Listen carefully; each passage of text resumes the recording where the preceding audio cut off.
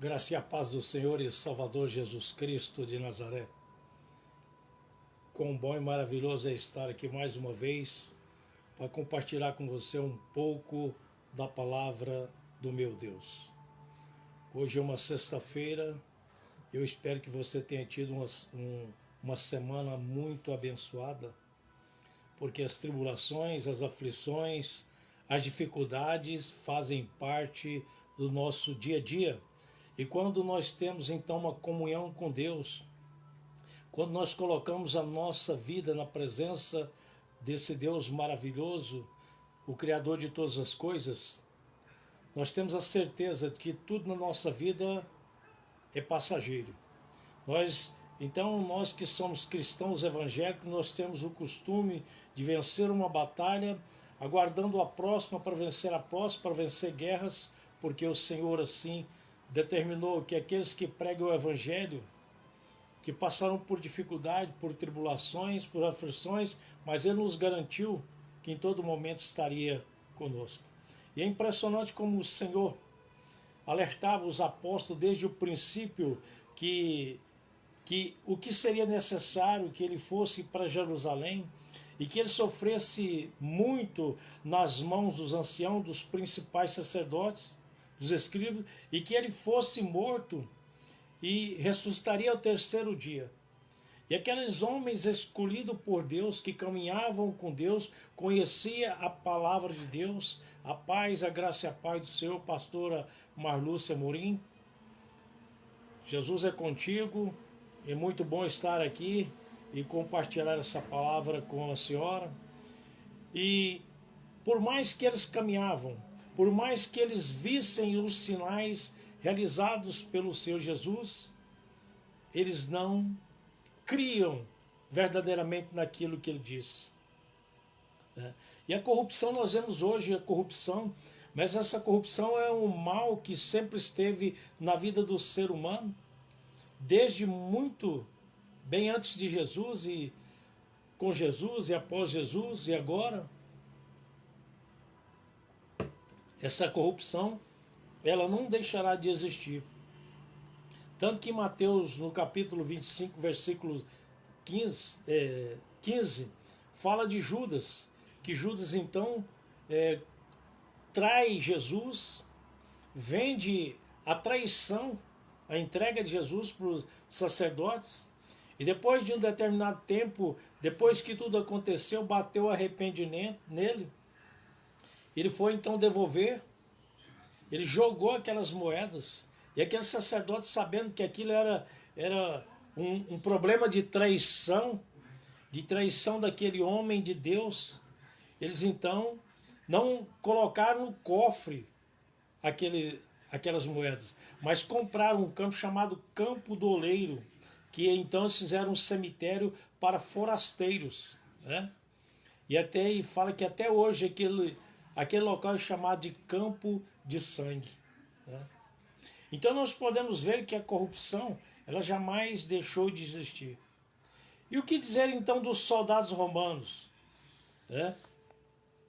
Lá em Mateus 28, no capítulo 11 ao 13, diz assim: indo elas, eis que alguns da guarda foram à cidade. Então quer dizer, Jesus foi sacrificado fora da cidade, mas fala que alguns da guarda foram à cidade, né? E contaram aos principais sacerdotes tudo que sucederam. Reunidos eles em consenso com os anciãos, deram grande soma de dinheiro aos soldados. Então aqueles homens que eram os sacerdotes, que eram os anciãos, eles calaram através da corrupção, comprando aqueles soldados. Fala que a palavra de Deus diz que deram grande soma de dinheiro, recomendando-lhes que dissessem: vieram de noite o discípulo dele e o roubaram enquanto dormíamos. Ora, quando você tem uma guarda ali é para vigiar alguma coisa, não tem como alguém dormir, porque é preciso que seja feita uma escala de plantão. Enquanto uns dormem, outros vigiam. E aí era uma desculpa, né? Era uma forma que os anciãos decidiram combinar com aqueles soldados para que tudo passasse em branco. Então por que os soldados foram à cidade? Por que o Senhor Jesus Cristo foi sepultado fora do lugar, fora da cidade? Então o local é porque o sacrifício era feito fora da cidade. E aquele local onde Jesus foi sacrificado era chamado de Gólgota, que significa lugar da caveira, né? Como os discípulos então conseguiriam retirar o Senhor Jesus sem acordar os guardas que estavam lá vigiando diuturnamente? Uma vez que a pedra, fala que a pedra que José de Arimateia rolou na boca da caverna era muito grande. E quando aquelas mulheres foram lá para ver o sepulcro, fala que um anjo do Senhor causou um terremoto muito grande e arrancou aquela pedra do lugar. E aí é importante nós vermos que no livro de Mateus e Marcos fala de um jovem com vestes brancas, resplandecentes. E no livro de Lucas e João fala de dois varões que um estava à cabeceira, o outro aos pés, dois varões com vestes resplandecentes. Mas por quê? É porque essa visão que eles tiveram, então eles escreveram segundo os relatos que eles tinham. E está certo, a palavra de Deus não tem mentira em nenhum dos lugares, né? Nós percebemos então o quanto é importante. E o Senhor Jesus então, logo que ele ressuscita, ele faz uma reunião particular em primeiro lugar com os discípulos, e ele os repreende, os adverte, porque eles não tinham crido nele ressuscitado. Tanto que Tomé disse, se eu não ver os buracos nas mãos dele, e não ver o buraco de lado, e neles não tocar, eu não vou acreditar. Então quando o Senhor, mesmo que os outros que tinham visto, os outros apóstolos que tinham visto, ele falou, não, eu preciso ver para crer. Quantos precisam ver, por mais que vejam sinais de pessoas sendo curadas em cultos de cura e milagres, mas a pessoa não acredita que é para ele. Ele pensa que ele nasceu para ser escravo de uma enfermidade, uma doença, e desmerece o que a palavra de Deus diz por falta da fé.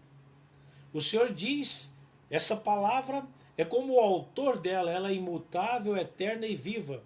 É como o nosso Deus, eterno, imutável e vivo. Ela não vai ser reescrita. Ela não será novamente reescrita, mas vai cumprir. E o Senhor Jesus disse bem claro que os sinais iriam acompanhar aqueles que têm fé, né? Então ele fala para os discípulos, chama a atenção deles, fala, olha, eu não entendo vocês, eu os ensinei agora, é o momento de vocês tomar autoridade, porque eu preciso ir até o Pai, voltar para o Pai, e vou enviar o Consolador, o Espírito Santo que caminhará convosco. E tudo que você usar o meu nome pela fé. Disse, em meu nome expelirão demônios, falarão novas línguas, pegarão serpente, se alguma coisa motivo de beber não lhe causará dano algum, e se impor as mãos sobre os enfermos, eles ficarão curados. E é tudo pela fé. Quando você pega um alimento, uma roupa, qualquer coisa que você comprou, e você pede a Deus para retirar tudo aquilo, toda a impureza, desde a raiz, a produção e até o seu consumo, isso aí está livre de qualquer coisa. Você que tem prática de orar pelas coisas, quando você pega uma bebida ou uma comida e alguém coloca um veneno para você e você ora, você pede a Deus para retirar todas as impurezas daquilo ali, aquela pessoa vai ficar esperando você morrer e não vai acontecer nada. Porque é pela fé que as coisas acontecem, é pela fé na palavra de Deus. Mas se eu tiver dúvida em relação àquilo, se eu comer vai fazer mal, porque a dúvida não se agrega às coisas de Deus. Sem fé é impossível agradar ao Senhor. Então diz que aqueles sinais irá acompanhar aqueles que creem. Fala, aquele que for batizado será salvo. Porém, aquele que crer e for batizado será salvo. Porém, os que não crerem serão condenados. Condenados ao quê? Ao viver nas drogas. Ele será salvo das drogas, do alcoolismo, da prostituição, do roubo, da mentira, de falcatruas. de chegar num determinado lugar, assinar um recibo, pegar um salário do mês e não trabalhar. Isso é ladruagem, é corrupção. Está contra os princípios da palavra de Deus. Eu que tirar vantagem sabendo que eu sou um cristão, um homem de Deus, que preciso caminhar dos princípios de Deus, eu vou obter vantagem. É alguém que me volta um troco a mais, eu fico com troco ao invés de devolver. Isso, quando tocar a última trombeta, a sétima trombeta, eu vou acertar com o Senhor Jesus. Então, quando o Senhor Jesus, então, reúne com os apóstolos, ele dá essa autoridade.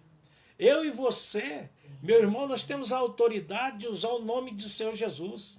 Se você disser, espírito de enfermidade e morte, sai desse corpo que não te pertence, eu ordeno você, saia, eu te repreendo, te amarro, te expulso desse corpo, em nome de Jesus. Ele tem que obedecer, porque ela é espírito maligno, e assim diz a palavra de Deus, que no nome de Jesus, não é no meu nome, mas essa autoridade tem se perdido ao longo dos tempos.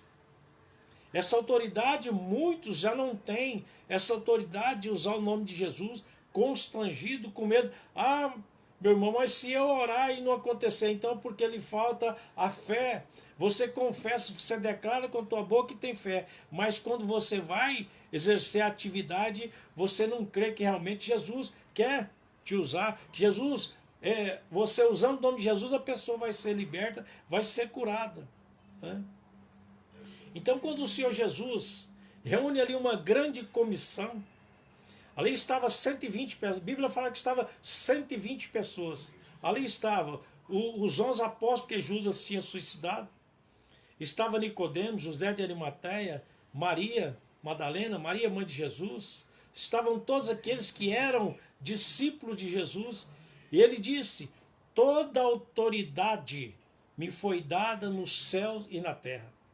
Ele é a palavra, ele é o verbo, toda a autoridade. Jesus veio verdadeiramente homem, plenamente Deus.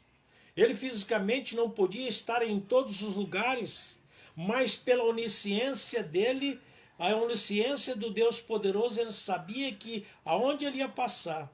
Quando Lázaro morreu, ele sabia. Quando a viúva lá quando a viúva, me fugiu o nome agora, o filho da viúva morreu, Jesus passou ali e sabia, passando por ali, que aquela mulher ia passar ali e ela ia ser desonrada porque o filho ele tinha morrido, tá? Quando aconteceu o caso com a mulher hemorrágica, a mulher do fluxo de sangue, Jesus sabia que naquele momento aquela mulher ia tocar nele. Quando aconteceu dele passar lá em Jericó, ele sabia que aquele cego Bartimeu, filho de Timeu, olha só como que ele fala, o cego, era a situação física dele cego, a situação social dele mendigo, a situação familiar filho de Timeu, e o nome dele Bartimeu. Jesus sabia que passando por ali, que Bartimeu queria ser liberto, queria voltar a ver, porque ele já tinha visto, fala, Senhor, que eu torne a ver, ele já tinha tido visão. E por um momento ele ficou cego, por um período ele ficou cego. Aí então ele quer voltar a ver e o Senhor traz de volta a vida para ele. Quando Jesus ia passando, ele fala, desça daí, Zaqueu.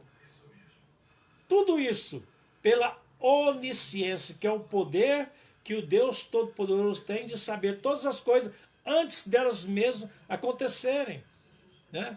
Por isso que fala no Salmo 139 que de maneira assombrosamente maravilhosa nós fomos criados, nós fomos constituídos, quando nem um sinal havia ainda.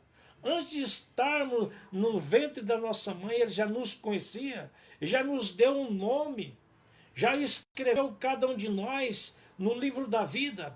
Aqueles que o servem, aqueles que ele sabia, Jesus sabia que eu, o pastor Marluz, todos os outros irmãos estaríamos escritos no livro da vida e que havia necessidade de cada um de nós perseverarmos. Então ele diz, para a grande comissão, toda a autoridade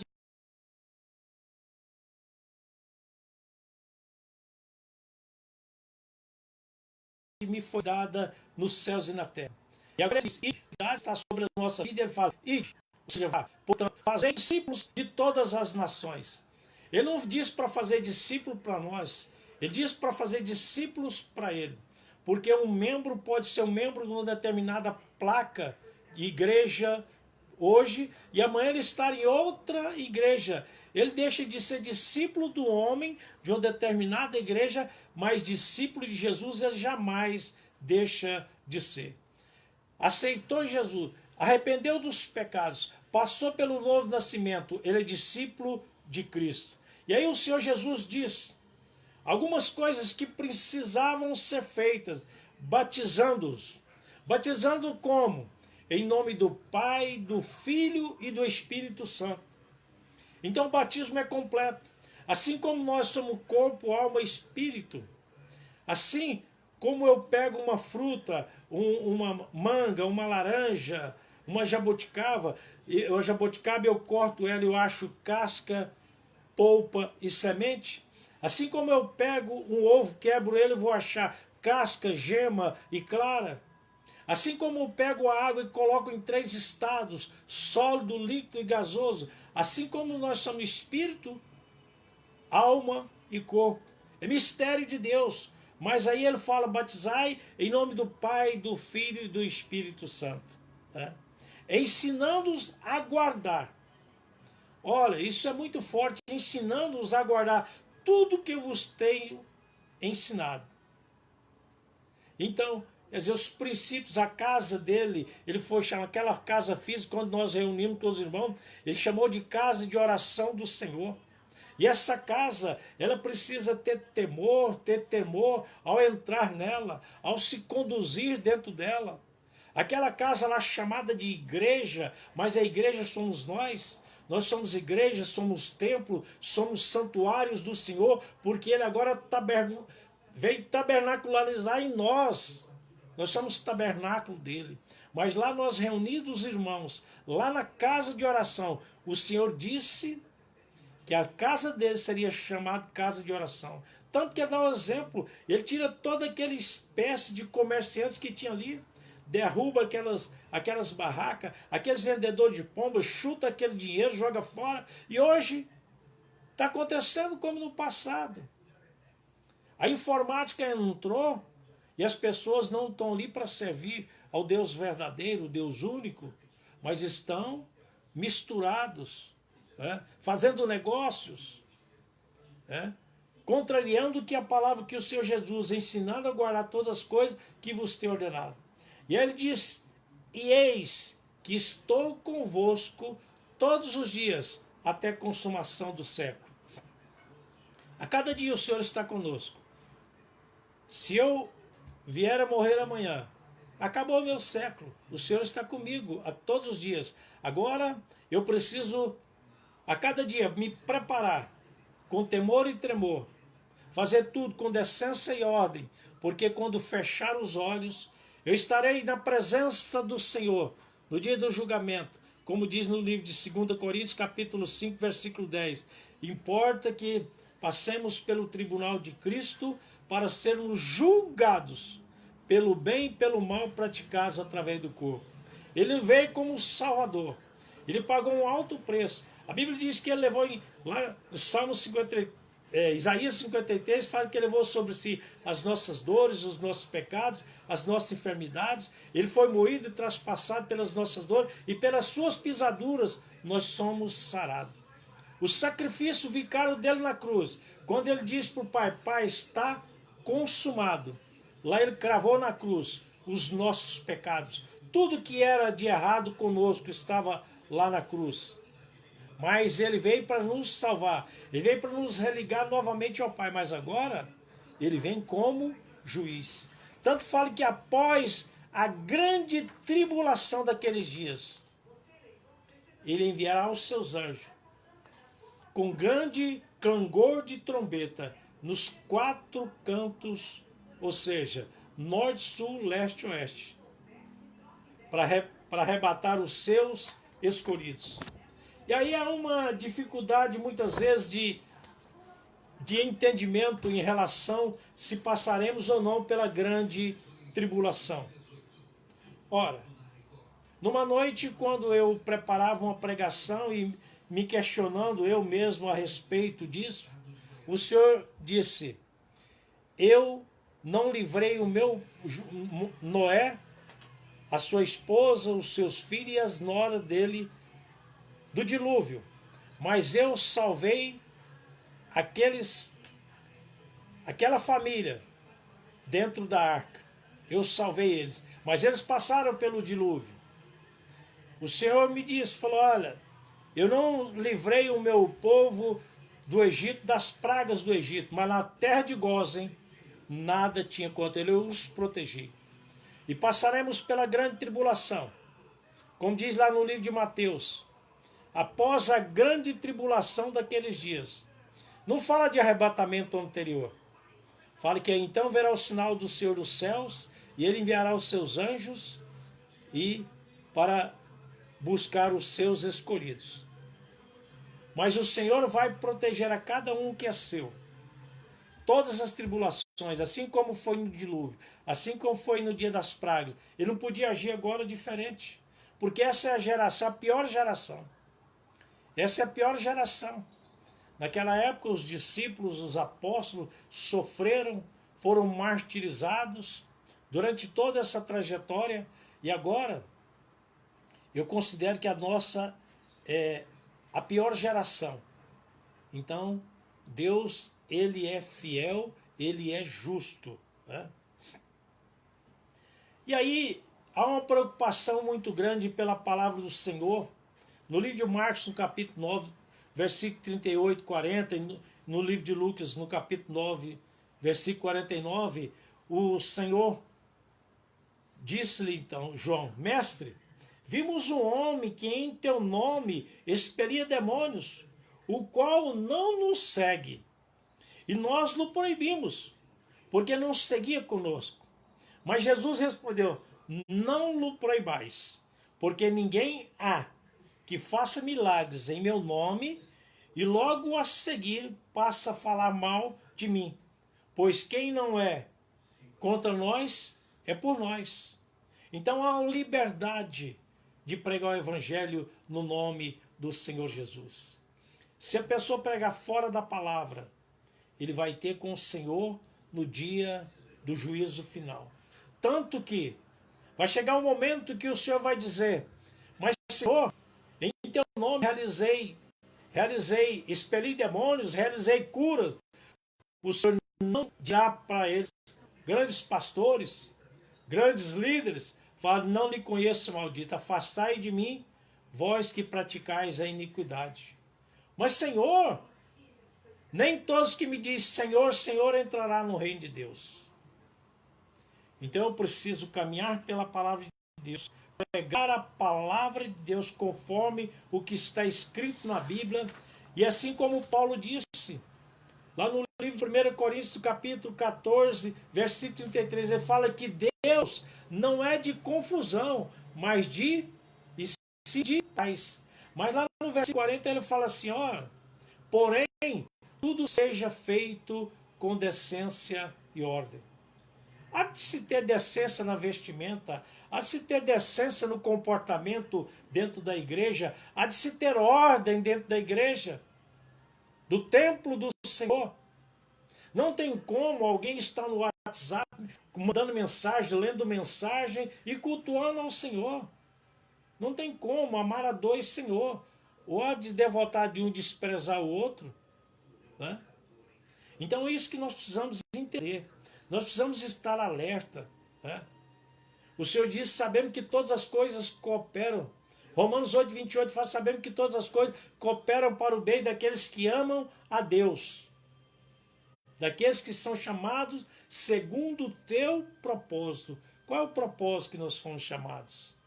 Então, se nós fomos chamados para ser evangelistas, para ser pastores, para ser líderes, o exemplo de Cristo precisa estar nas nossas vidas. Quando Jesus se dobra lá no Getsemane, no livro de Marcos fala que a responsabilidade era tão grande que dos poros deles saía sangue. E ele não adverte lá em Marcos 14, 38, vigiai e orai, para que não entreis em tentação. O espírito, na verdade, está pronto, mas a carne é fraca. O nosso espírito está pronto, mas aquela voz que você e eu, nós ouvimos todos os dias, partindo de Satanás: oh, isso não vai dar certo, amaldiçoa esse, trata mal esse. Eu posso e nós podemos ficar irados, mas não podemos pecar. Nós precisamos saber discernir a palavra que nós ouvimos. Aquilo que fala, ajuda esse, faz isso, tudo vai dar certo, isso é a palavra de Deus. Toda palavra contrária, para trazer tristeza, angústia, incerteza, dúvida e medo, isso é palavra de Satanás. É isso que nós precisamos entender para discernir como nós vamos proceder, né? Então, e o Senhor Jesus, ele então coloca à prova aqueles que queriam segui-lo. Está aqui no livro de Lucas, no capítulo 9, do versículo 57 ao 62, diz assim: indo eles caminho fora, alguém lhe disse: seguir-te-ei para onde queres que for. Não interessa, Senhor, onde o Senhor for, eu vou te seguir. Jesus respondeu: as raposas têm seus covis e as aves dos céus ninhos, mas o Filho do Homem não tem onde reclinar a cabeça. Ó, eu não tenho morada. Hoje eu estou aqui em Cafarnaum, amanhã eu estou em Jerusalém, e assim eu vou. Eu não tenho lugar. Você tem certeza que quer me acompanhar, se quer pagar esse preço? Então me siga. Aí o outro disse Jesus, ele chega e pede para Jesus, o outro disse: Jesus diz: segue-me. Ele, porém, respondeu: permite-me ir primeiro sepultar meu pai. Mas Jesus insistiu: deixai os mortos sepultar os seus próprios mortos. Tu, porém, vai e prega o reino de Deus. Jesus não proibiu ele de ir, mas Jesus advertiu ele, falou: olha, deixa os seus parentes sepultar o seu pai.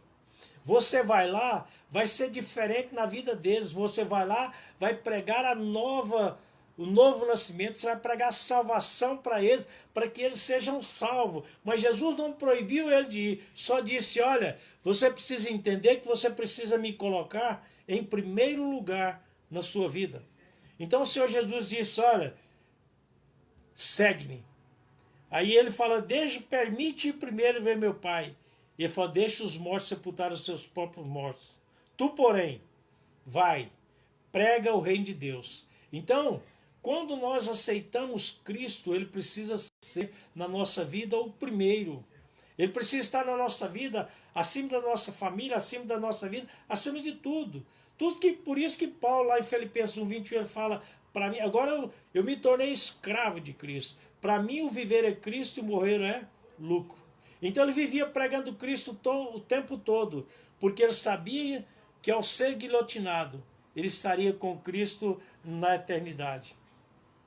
E aí, continuando, fala: outro lhe diz: seguir-te-ei, Senhor, mas deixe-me primeiro e despedir-nos de casa. Mas Jesus replicou: ninguém que, tendo posto a mão no arado, olha para trás, é apto para o reino de Deus. Ora, quando nós tomamos uma atitude de seguir Cristo, a nossa vida passada, aquela vida de mentiras, aquela vida de tantas coisas que nos prendia ao mundo, ficou para trás. O nosso alvo agora é Cristo. Então, se eu coloco a mão no arado, não tem como eu olhar para trás. Certa feita ele disse: olha, não tem como colocar remendo em veste velha, porque vai ficar maior a rotura. Ou seja, não tem como colocar santidade num homem beberrão, alcoólatra, mentiroso. Não tem como eu colocar a santidade nele. Não tem como eu dizer para ele que todos os caminhos levam a Deus, que isso é mentira. Se ele não se arrepender e ele não passar pelo novo nascimento para depositar no batismo toda a vida passada dele, ele está separado de Deus, ele não verá o reino de Deus. Eu não posso fazer algo para agradar a vida errada dele, mas eu preciso pregar a verdade para ele, né? Nem todos os caminhos levam a Deus. Às vezes vai conversar com uma pessoa e ele fala assim: não, E não tem problema, todos os caminhos levam a Deus. Isso é mentira. Só existe um caminho que leva a Deus. Está lá no livro de João, no capítulo 14, versículo 6. O Senhor Jesus disse: eu sou o caminho e a verdade e a vida. Ninguém vem ao Pai senão por mim. É uma intimidade muito grande. Ele diz: eu e o Pai somos um. Ninguém conhece o Pai senão o Filho, e ninguém conhece o Filho senão o Pai, ou a quem o Pai quiser revelar. Então só existe um caminho. É Jesus Cristo. A verdade absoluta. A vida eterna, a salvação eterna com Cristo. Então não tem como, ele fala assim, não tem como você pegar um odre velho e colocar um vinho novo, porque o vinho vai estragar o odre e ele vai quebrar, vai explodir. Não tem como, então, odres velho coloca vinho velho em odres velho, vinho novo em odres novo. Então, uma santidade se coloca numa pessoa nova, porque a partir do novo nascimento, ele deixa de ser criatura de Deus e passa a ser então chamado filho de Deus. Mas aí há necessidade então de perseverarmos. Quantas são as pessoas que levantam a mão, aceitam Jesus e depois de uma semana, um mês, volta para o mundo e passa a fazer coisas piores do que era? Quantas são as pessoas que estão 5, 10 anos e aí ele escuta uma palavra de Satanás vinda da vida de um líder, de um pastor, e ele se entristece, ele se esquece que ele entrou na igreja por causa de Jesus. Muitas vezes ele entrou por amor, outras pela dor, mas ele entrou por Jesus. E aí ele, de Satanás, coloca desculpa na vida dele, que foi o homem que fez ele afastar. E aí desvia do caminho de Deus. Então não perseverou. Ele passou por um processo, ele foi por um tempo, mas não perseverou até o final. Então esse não tem. Ele abandonou a fé, abandonou Jesus, então esse não tem salvação. Amém? Eu espero que esta palavra ela tenha sido, a cada vez que venho falar com os irmãos, com meus amigos, que você que é cristão evangélico, você que não é cristão, não é crente, que ela sirva para você como o início da transformação de Cristo na sua vida. E que para cada um de nós possamos entender que o princípio na nossa vida precisa ser permeado na palavra de Deus, lendo a palavra de Deus todos os dias, orando todos os dias. O Senhor nos adverte lá em Lucas 18:1, fala assim: disse-lhe Jesus uma parábola sobre o dever de orar sempre e nunca esmorecer. É a oração que nos fortalece, é a oração que nos traz a fé, é a leitura da palavra que nos traz a fé. Não tem como alguém orar por mim para que eu tenha fé, mas quando eu leio a palavra de Deus, quando eu ouço a pregação de uma outra pessoa, eu anoto um versículo bíblico e eu vou lá, leio aquele versículo 1, 2, 3 vezes e aquilo vem me gerar fé. Então, por isso que a palavra de Deus fala que a fé ela vem por ouvir e pregar a palavra e a palavra de Jesus Cristo. Amém? Eu quero orar com você que sente o desejo de aceitar Jesus nesta noite. Você tem sido amargurado, você tem passado por tantos problemas e você tomou uma atitude, quer uma mudança na sua vida. Eu quero orar com você.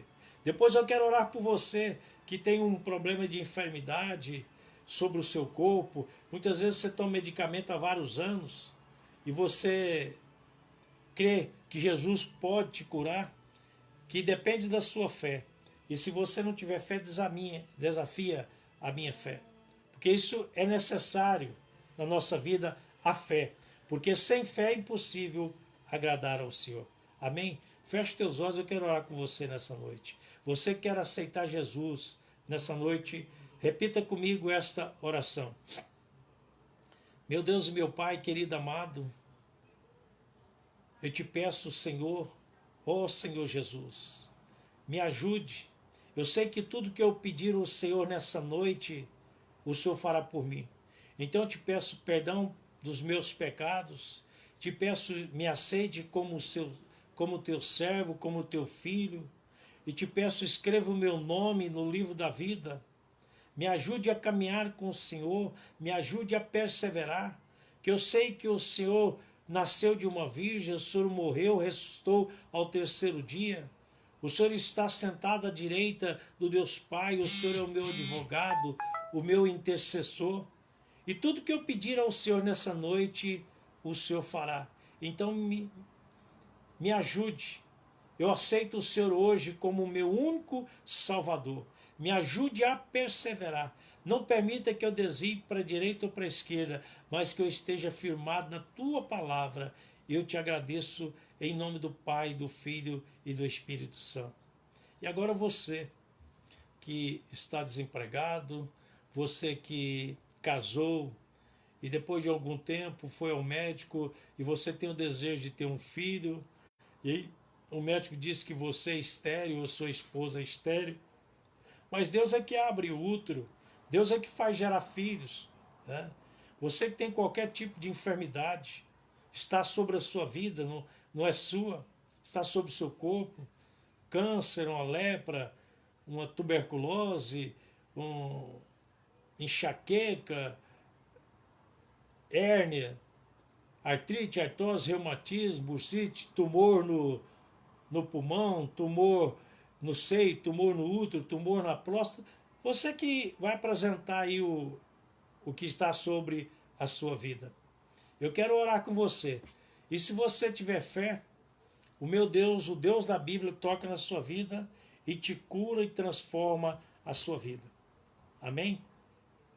Você pode colocar um copo com água, você pode colocar o nome do seu ente querido, você pode colocar uma roupa do ente querido, e tudo é bíblico. A Bíblia fala que quando Pedro orava pelas pessoas, levavam centenas de enfermos aleijados, e ao passar Pedro, quando a sombra dele passasse por aquelas pessoas, eram curados. E o apóstolo Paulo fazia orações sobre as roupas dele, sobre as vestes pessoais, sobre... E essas vestes eram aventais, e essas vestes eram levadas e colocadas sobre a vida daquelas pessoas e eles eram curados. Está no livro de Atos, você pode ler, que você vai encontrar. Então tudo é pela fé. Sem fé é impossível agradar a Deus. Não é o homem que cura. Quem cura é Jesus Cristo. Nós somos apenas instrumentos do Senhor. Nós somos pequenos e insignificantes, mas o nosso Deus é grande. Se a sua empresa não está vendendo e de repente você quer uma melhora na sua empresa, eu profetizo na sua vida a transformação da sua empresa a partir de agora. Amém? E você que de repente começou a tudo desandar, e de repente você é uma obra de feitiçaria, de macumbaria, na sua vida feita em encruzilhada, feita em mata virgem, feita em águas correntes, e sobre a sua vida tem uma legião de demônios, você não conhece, você não sabe, e cada dia fica pior a sua vida. Às vezes você chega em casa, quebra tudo, ou seu parente, ou seu esposo, ou seu filho, chega em casa e quebra tudo. Vamos orar agora. Fecha os teus olhos. Apresenta ao Senhor aí. O meu Deus vai tocar nesse copo com água, vai tocar nesse nome que está apresentando, nessa fotografia que você está apresentando, nessa roupa que você está apresentando. Eu te peço, meu Deus, meu Pai, em nome do Senhor Jesus, toca, Senhor, nesse copo com água, nesse nome que está sendo apresentado, nessa fotografia, nessas roupas, Senhor. Eu peço a permissão do Senhor para entrar diante da tua santa presença e apresentar cada uma dessas vidas diante do Senhor. E pedir, meu Deus, que o Senhor toque na vida deles, mudando, transformando, curando de toda a enfermidade que está sobre essa vida. Todos os problemas, Senhor. O desemprego, que o Senhor possa abrir porta de desemprego. Aquele marido que se separou, que ele volte para casa. A mulher que saiu de casa, que ela possa voltar para o marido. Aqueles que têm vontade de gerar filhos, Senhor, e o médico diz que eles não têm condição de gerar filhos, eu te peço, toca nesse homem, nessa mulher, toca nesse útero e faça gerar filho na vida deles, Senhor. E aqueles que estão, Senhor, no fundo do poço, que o Senhor possa revitalizar a vida financeira deles. Eu te peço, Senhor, então, arranca, meu Deus, todo o espírito de enfermidade. Aquele que que foi feito obra de macumbaria, de feitiçaria na vida dele, em encruzilhada, em matas virgem, em água corrente, eu te peço, Senhor, toca, Senhor, e arranca toda essa legião de demônios da vida dessa pessoa. Em o nome do Senhor Jesus, eu ordeno a você, espírito de enfermidade e de morte. Espírito de mentira, de prostituição, você que trouxe a enfermidade sobre essa vida, você que trouxe o desemprego, você que levou essa empresa quase à falência, você que tem tratado essa pessoa e tem aprendido o espírito de escravidão, espírito de acorrentamento, você que é obra de feitiçaria e de macumbaria, eu ordeno você sair dessa vida, sair desse corpo. Você que tem impedido essa pessoa de gerar filho, eu ordeno você bata em retirada, sai desse corpo agora que não te pertence. Desaloja desse corpo. Porque na autoridade do nome do Senhor Jesus, eu repreendo você e toda essa legião. Você, Satanás, com toda essa legião de demônios, eu te repreendo, te amarro e te expulso dessa vida em nome de Jesus. Eu declaro sobre essa vida a cura do Senhor, o nascimento de filhos sobre essa vida, a cura definitiva dessa vida, a restauração dessa família, desse casamento, abertura de portas de empregos para essas pessoas. Eu te agradeço em nome do Pai, do Filho e do Espírito Santo. Repita comigo, fala assim: obrigado, Jesus, pela minha cura, obrigado pelo meu restabelecimento. Você que estava sentindo dores, procura as dores agora. Você que tinha caroços, procura os caroços agora. Pai querido, amado, em nome do Senhor Jesus, eu te louvo e te agradeço por cada pessoa que me assistiu até agora, acompanhou, Senhor, até agora, aqueles que vão assistir posteriormente.